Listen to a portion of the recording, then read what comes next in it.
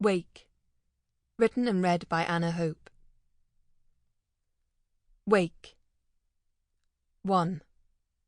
Emerge or cause to emerge from sleep. 2.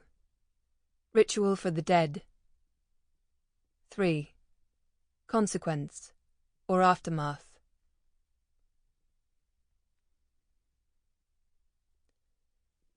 Day 1. Sunday, 7th of November, 1920. 3 soldiers emerge from their barracks in Arras, northern France. A colonel, a sergeant, and a private. It is somewhere close to the middle of the night, and bitterly cold. The men make their way to a field ambulance parked next to the entrance gate. The colonel sits in the front with the sergeant, while the private climbs into the back.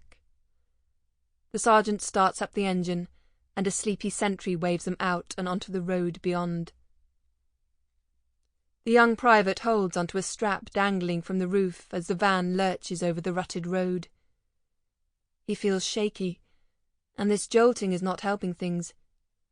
This raw morning has the feel of a punishment. When he was woken, minutes ago, he was told only to get dressed and get outside. He has done nothing wrong so far as he can tell, but the army is tricky like that. There have been many times in the 6 months since he arrived in France when he has transgressed, and only afterwards been told how or why. He closes his eyes, tightening his grip as the van pitches and rolls. He had hoped he would see things over here. The sorts of things he missed by being too young to fight. The sorts of things his older brother wrote home about. The hero brother who died taking a German trench and whose body was never found. But the truth is, he hasn't seen much of anything at all. He has been stuck in the rubble of Arras, week in, week out, rebuilding houses and churches, shoveling bricks. In the front of the van, the sergeant sits forward, concentrating hard on the road ahead. He knows it well, but prefers to drive in the day, as there are several treacherous shell holes along it. He wouldn't want to lose a tyre, not tonight. He, too, has no idea why he is here, so early and without warning, but from the taut silence of the colonel beside him, he knows not to ask.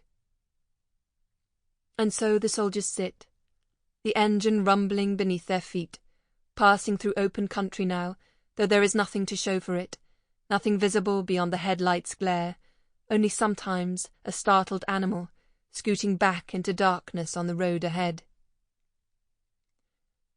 When they have been driving for half an hour or so, the colonel rasps out an order. "Here. Stop here." He hits his hand against the dash. The sergeant pulls the ambulance over onto a verge at the side of the road. The engine judders and is still.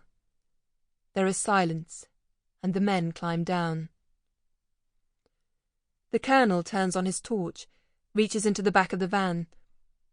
He brings out 2 shovels, handing one each to the other men. Then he takes out a large Hessian sack, which he carries himself. He climbs over a low wall, and the men follow him, walking slowly, their torchlight bobbing ahead. The frosted ground means the mud is hard and easy enough to walk on, but the private is careful. The land is littered with twisted metal and with holes, sometimes deep.